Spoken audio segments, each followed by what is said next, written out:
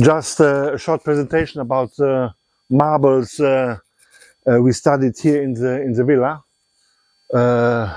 We know, for me working, generally speaking, in Rome or in Italy, we are here in a very special position.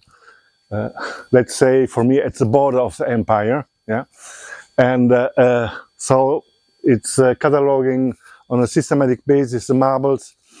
It's the aim is to understand the marble phenomenon in this area. So up to now 4,000 marbles were catalogued. Avanti, grazie. And I show you just quickly the different provenances. We have marbles from Asia Minor, around 400 pieces on a general amount of 5,000 elements. Avanti. Here some examples, the red marble of Iasos and some alabaster stones from central Anatolia. Avanti. Marbles from Greece are quite well attested, a little bit less than the marbles from Asia Minor. We have provenance from Peloponnese, from Thessaly and from Attica. Avanti. Here you have just some examples. The Skyros marble on top on the left side, the red Peloponnese marble we will see later on again, and then the green marble from Sparta in the Peloponnese, and the beautiful green stone from Thessaly, from close to Larissa. Avanti. But the most impressive stones attested here are those from Egypt and Numidia. Numidia here is a spot here on the left side, while the other ones were quarried in the eastern desert of Egypt. Avanti. On top you have the yellow stone from Numidia, and on the lower part some of the Egyptian stones. The most renowned one is this one here. It's a red imperial porphyr used in a very small fragments here in the villa. Avanti. But the huge quantity of marbles attested here are all the local marbles. We can distinguish several qualities. We discovered just one quarry close by here, Taşköprü, but there are certainly also other quarries of marbles and local limestones. Avanti. Just to show you here the red local limestone from Hanonu, used for a Ionic capital here on the upper left side and for a slab. And they are all similar to the Greek one, and they were used as a kind of substitute of this important Roman marble. Avanti. But then, as you see, we have different other qualities, white ones and gray ones, as you can see here.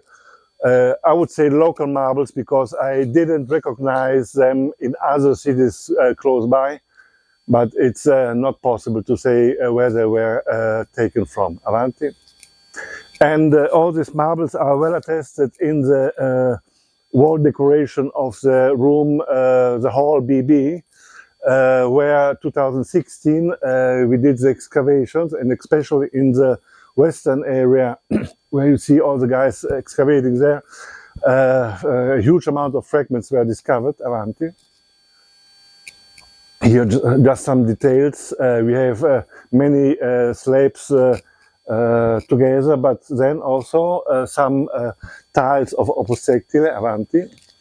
This is just a detail, some details of the different opus sectile fragments. These are quite interesting.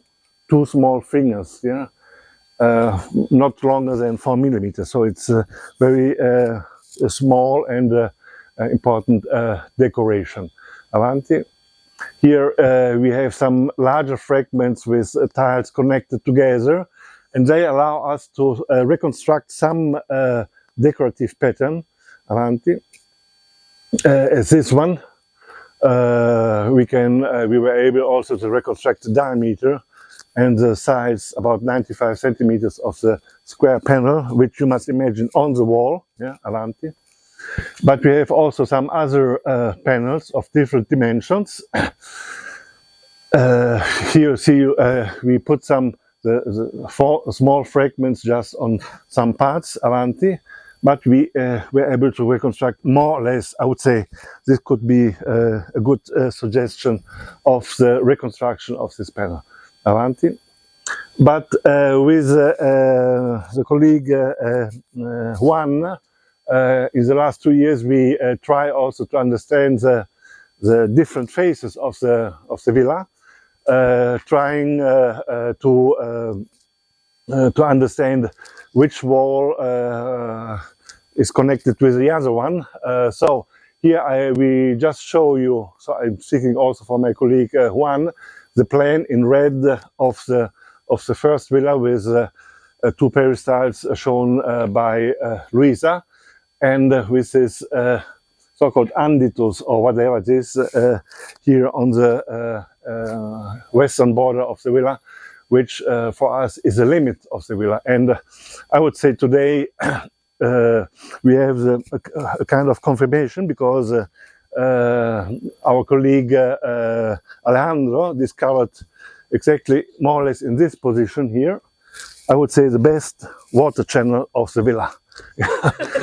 The best monumental water channel of the villa, yeah, just along the wall here, of course destroyed in other sections, but showing that this could indicate that this was the limit of the villa. The villa is open to the street. You can see it down here, avanti.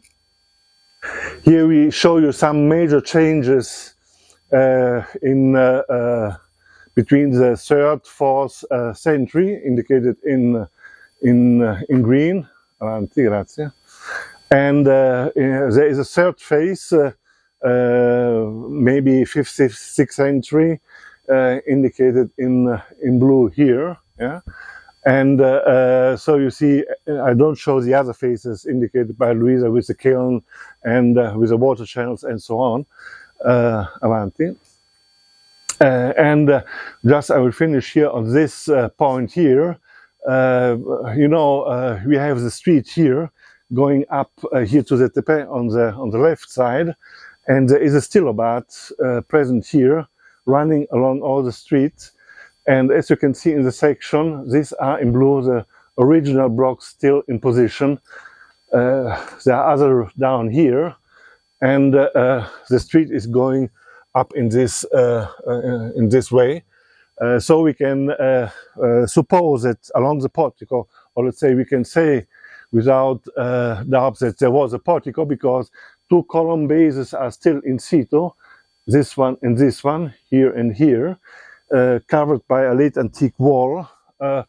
And you know, a street like this rising up, going roughly up to the tepe, there is a problem with architecture, because architraves need a horizontal level. Yeah, so in some way we can have just 2 solutions, like this one here, yeah, a stepped one, or in the key points an arch over there. I suppose this is better, as the colleagues from Ephesus, Ursula Quatember, proposed, for example, for the portico rising up along the Coreti road in Ephesus. Thank you.